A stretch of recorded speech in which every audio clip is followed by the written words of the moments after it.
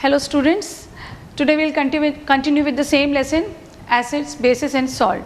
In the previous class we have already studied about the different types of indicators, the natural indicators, synthetic indicators, then olfactory indicators, then the properties of acids and bases, the physical properties of acids and the chemical properties of acids, then physical properties of bases and chemical properties of bases. Now let's continue today's class. Now, there is a question then when we say, when we talk about acids, so what is common in all the acids? There is a question that what is common in all the acids, right? See here, Arrhenius has given the definition for acid as, acid is a substance that produces H plus ion on dissociation with the water. All acids produce H plus ion on dissociation with the water. Let us see, HCl, in the aqueous form, on dissociation with the water, it forms H plus and Cl minus ion. This is in the aqueous state. Okay? We can take another example of an acid, H2SO4. Aqueous state means mixed with the water, it will form 2H plus SO4, 2 minus ion, that too in the aqueous state. Right? Now, another example we can take HNO3, nitric acid in combination with the water, it is H plus ion and NO3 minus ion in the aqueous state, right? So what all acids have in common is that all the acid, they produce H plus ion on dissociation with water. Now the presence of this H plus ion is responsible for the acidic nature of an acid, and also due to the presence of this H plus ion, an acid is able to conduct electricity when it is dissolved in the water, right? So we can study this with the help of an activity. Let us see what the activity is. See here,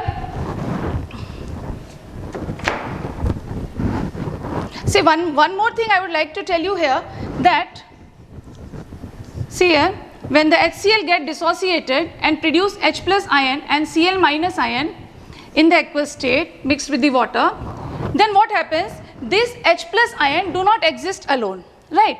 This H plus ion do not exist alone, rather it exists along with the water, right? In combination with this H plus ion exists in combination with the water.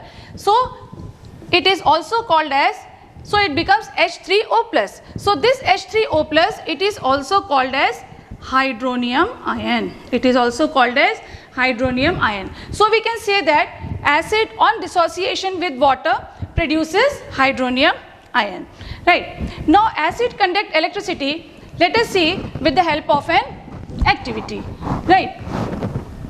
Now what we are going to take a beaker, right?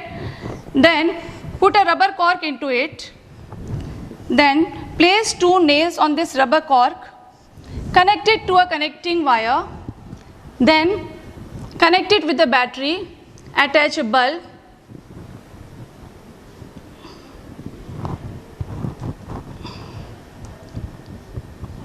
key. Right? Now what I am going to take in this beaker is water. This water is mixed with HCl. I will put some HCl into this beaker. ये beaker हमने लिया, इसमें पानी ले लिया और हमने क्या इसमें ऐड किया? We have added HCl into it. Right? Now the apparatus has been set up. Now you see I have taken acid solution in here in this beaker. Now what will happen? The bulb will glow. Right?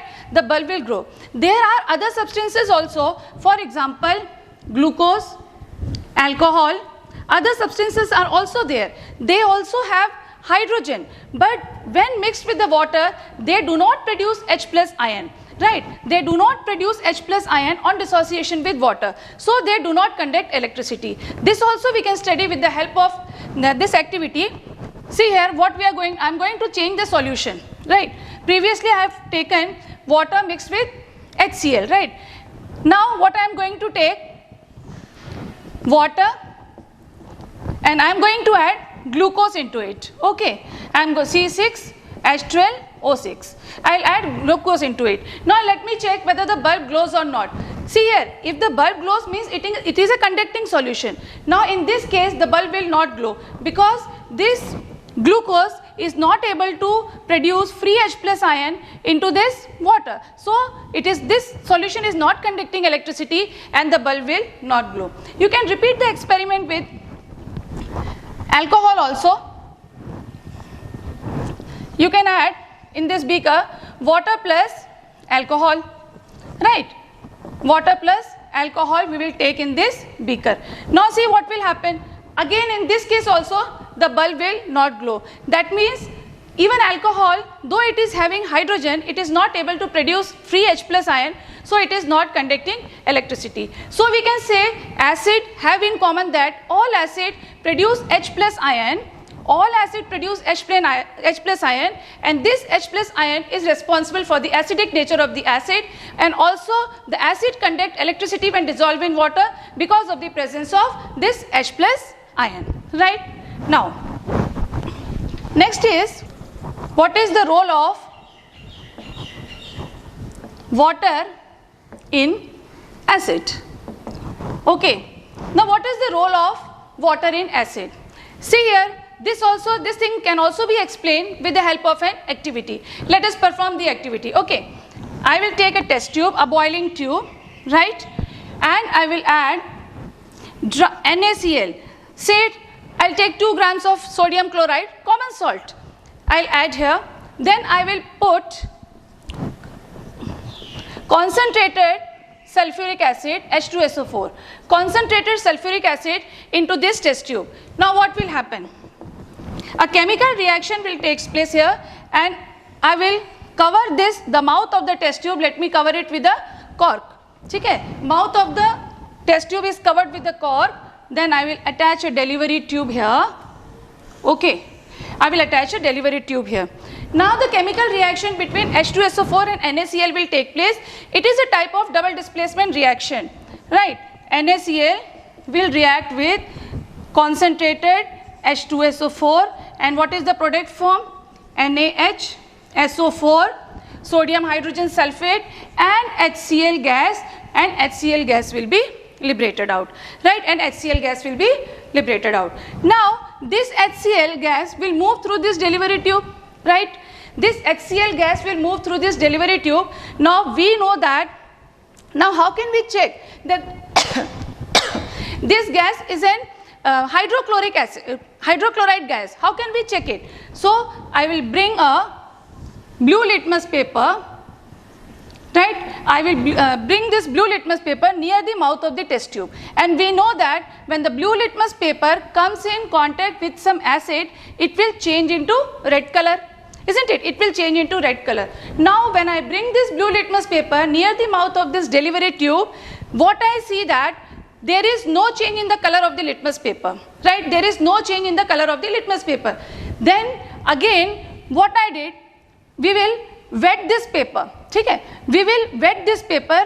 Then what will happen? That is, I will put some water into this, and so that now it is moist or wet. Then again I will bring this blue litmus paper near the mouth of this delivery tube from which the HCl gas is coming out. Then what I will observe that this blue litmus paper is now changed into red color.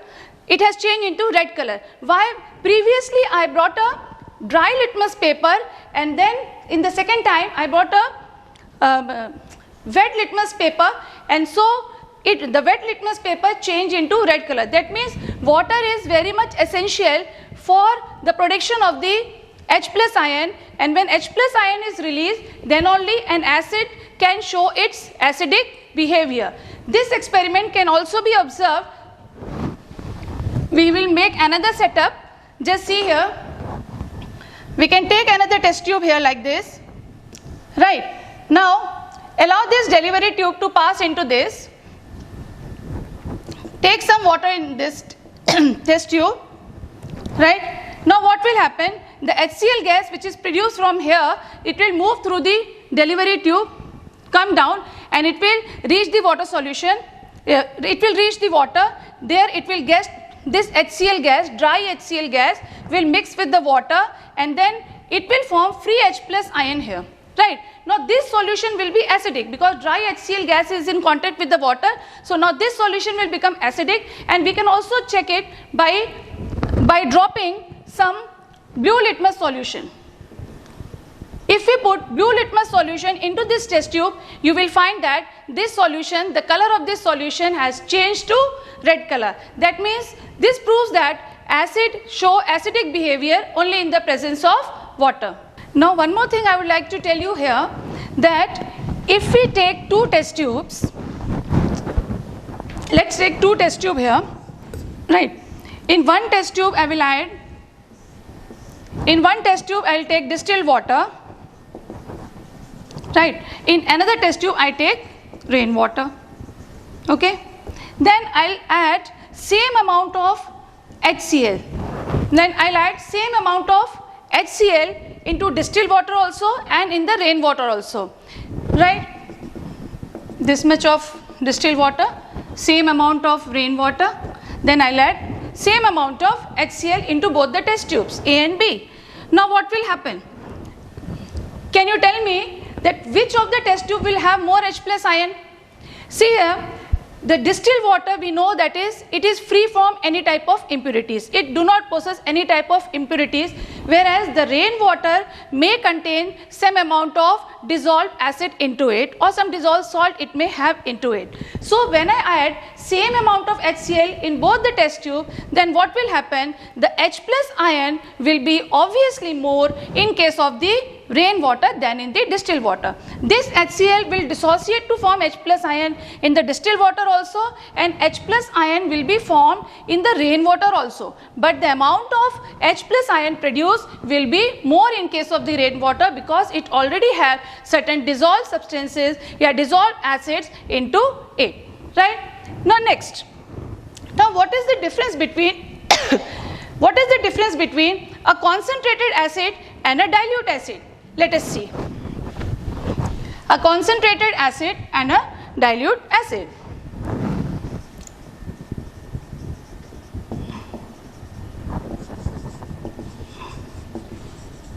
Right. Now what is the difference between concentrated and dilute acid? See here, a concentrated acid is an acid that have more quantity of acid and less quantity of water, whereas the diluted acid, it has more quantity of water and less quantity of acid.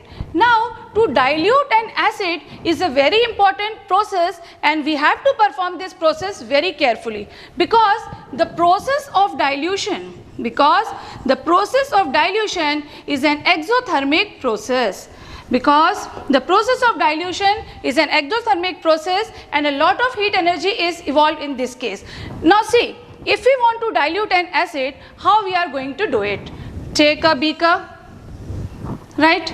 Now in this beaker, see, if we want to dilute an acid, we have to take water in the beaker, right? You take water in the beaker and acid that we have to put. And whatever acid we have to drop by drop, we have to put the acid into this beaker so that this acid will get mixed with the water. And we should be very careful, and we should be continuously we should stir this liquid, and this acid has to be put into this beaker drop by drop. Gradually we have to put acid into this beaker. This process is called as dilution. Now you see here, when the acid is dropped into the water, then what happens? The heat energy, obviously it is an exothermic process, so heat energy will be liberated. Now what will happen in this case? When this acid comes in contact with the water, there is large quantity of water and less amount of acid. So what will happen? The heat energy produced will be absorbed by this water, and the heat energy will not splash out of the beaker. But you just see the other case. If we take acid here and we will drop water into the acid, then what will happen? Now the acid quantity is more and we are dropping water into it. Then what will happen? When the water comes in contact with such a large amount of acid, then what happens? Heat energy will be liberated. and that heat energy, due to that heat energy released by the acid, the water which is dropped into the acid, it will get converted into steam. It will get converted into steam and it will rise up, and it may get splashed out from the beaker and we may get acid burn. So dilution is a very important process. While diluting an acid, we should add acid into water and not water into acid, right? So this is regarding the dilution of acid. Now what is the effect of dilution? If we dilute an acid, then what will happen? What will happen to the H plus ion concentration? See here, when we dilute an acid, then H plus ion concentration will be reduced, right? Then H plus ion concentration will be reduced when we dilute an acid. So a concentrated acid have more H plus ion as compared to the dilute acid. Now next is, suppose we want to check that it is an exothermic reaction. Okay, then we can just touch the bottom of the beaker. We will feel the warmth. So that is an exothermic reaction and the heat is evolved. The next is, what do all base have in common? What do all base have in common? Right. Now see here, NaOH, KOH, it is a base. Sodium hydroxide, potassium hydroxide. According to Arrhenius, he has given the definition for the base as, a base is a substance that dissociate in the water and produce hydroxide ion. So base produce hydroxide ion on dissociation with the water. For example, sodium hydroxide, potassium hydroxide, when they get dissociated with the water in the aqueous state, it will form Na plus OH minus ion, right? Now here also K plus OH minus ion. So a base on dissociation with the water produces hydroxyl ion. This is a common property of all the bases. And one more thing, the base which is soluble in water, the base which is soluble in water is called as alkali. The base which is soluble in water is called as alkali. Now an acid can be a strong acid or it can be a weak acid. Similarly, a base can be a strong base or a base can be a weak base. Okay, now let us see what a strong acid is. Strong acid, weak acid, strong base and a weak base. Right. Now strong acids are the acids that completely get ionized to form free ions. That is the H plus ion. It completely get ionized or completely dissociate in the water to form H plus ion. And if an acid is a strong acid, then it produces large number of H plus ion. And what is a weak acid? A weak acid is an acid that only gets partially ionized to form H plus ion. And the H plus ion produced in case of the weak acid will be less than as compared to the strong acid. Similarly, in case of the strong base, a base which get completely ionized on dissociation with the water and it produces large OH minus ion, it is called as a strong base. It get completely ionized. Whereas a weak base is the base that get partially ionized to form OH minus ion. So in case of the strong base, more OH minus ion will be produced. In case of the weak base, less OH minus ion will be produced. Strong acid, more H plus ion, weak acid, less H plus ion. But since it is an acid, so definitely it is going to produce H plus ion. It is a base, so it will produce OH minus ion. Acid, it will definitely produce H plus ion. Now let us see some of the examples. Now you can see here some of the strong acids, weak acid, strong base and weak base. See here, in case of the strong acid HCl in the aqueous form, that is HCl mixed with the water, it is forming H plus and Cl minus ion. This it is getting completely ionized to form H plus and Cl minus ion. Similarly, H2SO4, it is a strong acid in the aqueous form. When mixed with the water, it is forming H plus and Cl minus ions, right? And here also the complete dissociation of H2SO4 into H plus ion is taking place. In case of the weak acid, you can see CH3 acetic acid is a weak acid, and see here the strong acid is denoted by a single arrow, whereas a weak acid is denoted by a double-headed arrows, CH3CO plus and H plus ion, right.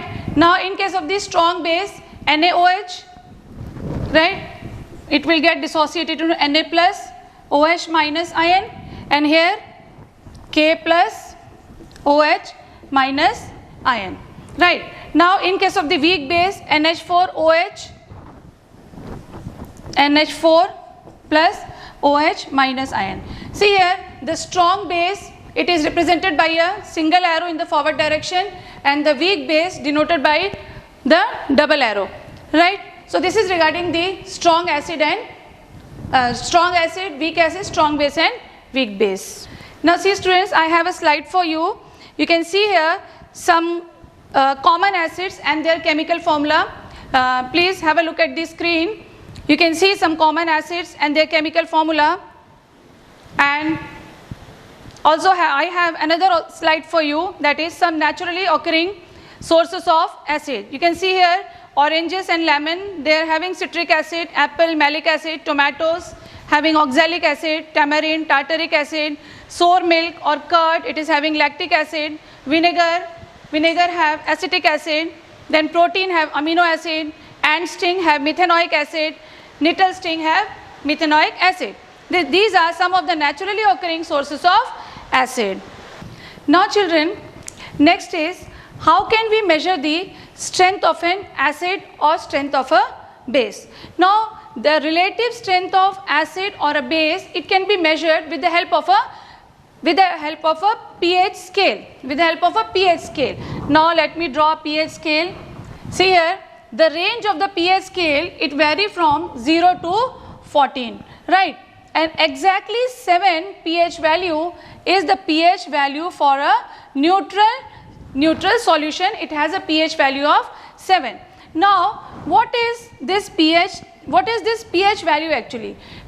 In this pH value, P stands for potence or the power, and H stands for the hydrogen ion concentration. Means the power of hydrogen ion concentration, it is called as the pH value, and the pH value is inversely proportional to the hydrogen ion concentration in any solution, right, the hydrogen ion concentration in any solution. Now see here the water which is free from any impurities, it has the pH value exactly equal to 7, right, exactly equal to 7. That means in case of the water with the pH value is equal to 7, the concentration of H plus ion is equal to the concentration of OH minus ion, right. Now suppose in water, if we add little acid into this water, then what will happen? The concentration of the hydrogen ion will be more than the concentration of the OH minus ion. Now what will happen? The solution will become acidic because the H plus ion is more than the OH minus ion. Okay. Now instead of acid, so it becomes an acidic solution, isn't it? It becomes an acidic solution. Now if instead of acid, if I take water and I put some basic solution, some base solution if I put into the water, then what will happen? See here, the concentration of H plus ion will be less than the concentration of the OH minus ion, right. So the concentration of the OH minus ion increases. That means this solution becomes a basic solution. This solution becomes a basic solution, and just I'll tell you the pH value. It will become a basic solution, right. So water with the pH value exactly equal to 7, it is neutral in nature because the concentration of H plus ion and concentration of OH minus is equal in that case, right. So if H plus ion is less, OH is more, it is basic solution, and if it is H plus ion is more than the OH minus ion in a solution, then it will be an acidic solution. Now what about the pH value? Just see here. See here, the pH range varies from 0 to 14. From 7 it is 1, 2, 3, 4, 5, 6 and 7. 7, 8, 9, 10, 11, 12, 13 and 14. These are the pH value of different substances. See here, in the previous class I told you a substance is an acid or a base. It can be tested with the help of a litmus solution. That is a common indicator. We can use the litmus solution, then we can just able to know that the given solution is acidic or basic. By using a litmus solution, we can just find out whether a given solution is acidic or basic. But what is the relative strength of that acid or what is the relative strength of that base, we cannot find out by using the litmus paper. Now by knowing the pH value, we can easily find out the relative strength of the relative strength of an acid or a base. See here, the acidic solution, as this is a pH scale, as we move from 7 to 0, the acidic character it increases, right? The acidic character increases. As we move from 7 to 14, what is happening? The basic character increases, right? See here, when you move from 7 to 0, right, from 7 to 0, the acidic character is increasing. So what will be the effect on the hydrogen ion? What will happen to the H plus ion? The H plus ion will also increase because the acidic character is increasing. See here, as we move like this, that means the solution which will have the pH value 1 will be more acidic than the solution having the pH value 5, right? So as we move like this from 7 to 0, the acidic character increases, and also the hydrogen ion concentration is also increasing along with the acidic character, right? But what will happen to the pH value?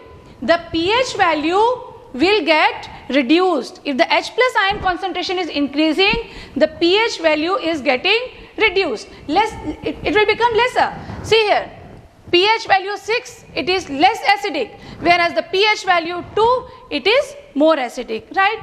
And in this case, in the case of the base, what happens?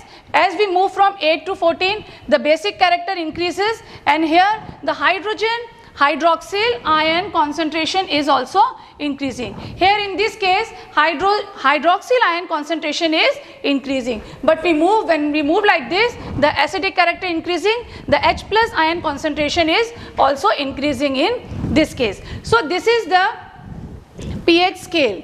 Now, to know the relative strength of an acid or a base, we have a group of indicator which is called as a universal indicator, right? To check the or to find the pH value of a substance, we have this universal indicator. A paper is also available impregnated with the universal indicator, and this paper is called as the pH paper. We can also use pH paper or the universal indicator to find out the pH value of any solution. And the pH value, the color, this universal indicator and this pH paper gives different color in different solution. See here, like lemon juice is also having acid in it.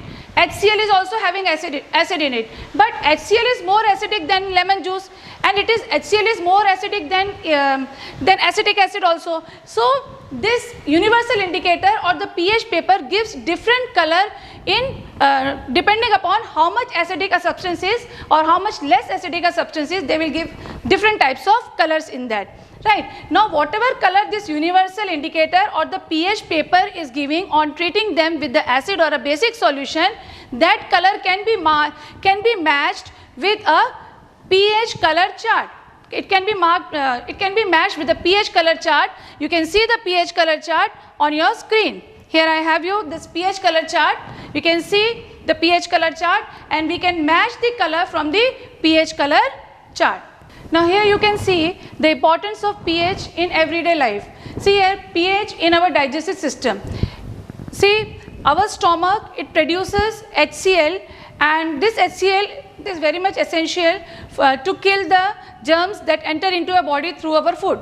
But sometimes due to some when we eat some spicy food, then at that time what happens, the excess acid is produced in our stomach, that causes irritation and pain in the stomach. At that time what we take, we are advised to take the antacid, which are the preparation of mild base, which is called as the magnesium hydroxide. This magnesium hydroxide react with the acid and it neutralizes the effect of the acid, and we can get relief from the pain. So pH, to maintain the proper pH in the digestive system, it is very much essential. Then pH change is a cause of tooth decay. See here, our teeth are made up of teeth animal, and that is made up of the hardest substance, that is the hardest substance in our body, that is the calcium phosphate.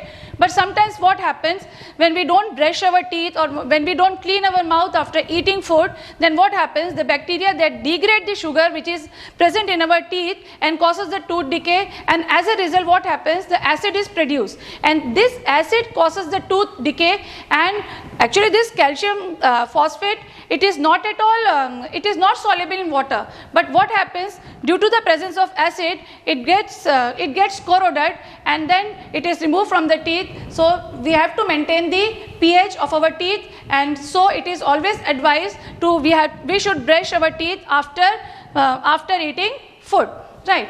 And we should also check that our toothpaste should have good amount of base. It should be basic in nature. If we want to test whether our toothpaste is basic or not, we can test it with the help of the pH paper, right? Next is that the plants and animals are pH sensitive. Plants, animal, also human, we are very pH sensitive. Why? Because, and one more thing is that if the, see in this case, in the tooth decay, if the pH of the mouth falls below 5.5, then the corrosion of the tooth animal takes place. And then plants and animals are pH sensitive, including human. In case of the human, the internal metabolic activities inside our body takes place between the pH value 7 to 7.8.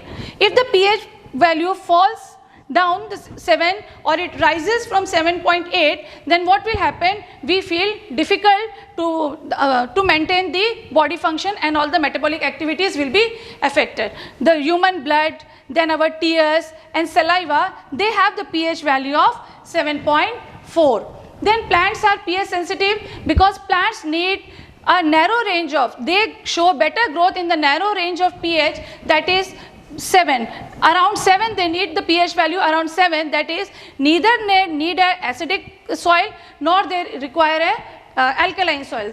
So they grow better in the pH value of 7, right? Now what happens, suppose you want to check whether the soil is acidic or basic, so we can collect the sample, we can collect the soil sample from the different localities and take in the test tubes, and take different samples in the test tube and then put some water, take the soil sample in the test tube and then put some water into it, sterile wet, then filter it, obtain the filtrate, and then this filtrate can be checked with the help of the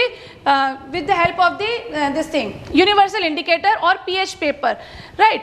So it will tell us whether it is acidic or basic, right? If the soil is acidic, then we can apply some basic solution like calcium hydroxide can be applied to the soil so that it becomes basic. If the soil is found to be acidic, then okay, if the soil is found to be basic, then we can apply certain organic substances like manure, because that have some acidic properties, right? Now animals are also pH sensitive, that is the aquatic animals. Sometimes due to acid rain, the pH of the river water falls down and it becomes very much difficult for the aquatic animals to survive in that water. Next is the defense mechanism by animals and plants. Animals like honeybee or ant, when they stung us, then what happens, they inject formic acid or methanoic acid into our skin, and at that time what happens, we get pain or irritation. Now this pain and irritation can be removed, or we can get rid of this pain or irritation by applying a basic solution into it. We can apply baking soda. Suppose baking soda is not there in our home, then what we do, we immediately take Colgate, that is the toothpaste which is also basic in nature, we can apply over that. So that will neutralize the effect and we will get relief from the pain. Even the plants, the nettle plant, Even the nettle plant, the leaves of the nettle plant have certain hair-like structures, and if this, by accidentally, if we come in contact with this leaf, due to this stinging hairs, it will inject methanoic or formic acid into our skin, and we may get irritation or pain. Again, by applying a base into it, like baking soda, we can get relief from the pain, right? So this is the importance of pH in everyday life. So students, today we have studied about the acid and base, the common properties, what is common in all the acids, what is common in all the base, then regarding the pH paper, then the universal indicator, all these topics we have studied. Now I have a very small assignment for you. You can just look at your screen and you can take a snapshot of this, and this is an assignment, 5 questions I have given you. This is from the same topic that I have taught you today. Try to answer this, and for this class we have this much, and we'll continue in the next class. Thank you.